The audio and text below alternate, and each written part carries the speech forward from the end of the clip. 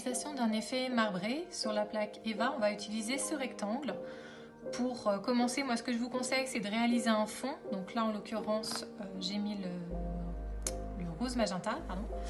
Et donc, on va utiliser également un rose baby et un outre-mer. Après, les couleurs, c'est vous qui voyez.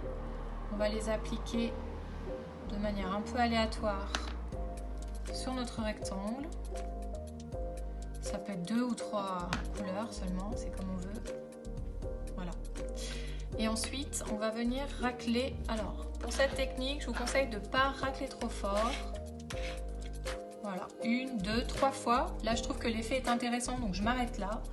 On va laisser un petit peu le dessin se figer, parce que si on prend de suite, étant donné qu'il y en a pas mal en épaisseur, ça risque de mal réagir sur notre tampon. Donc, on le laisse se figer quelques instants.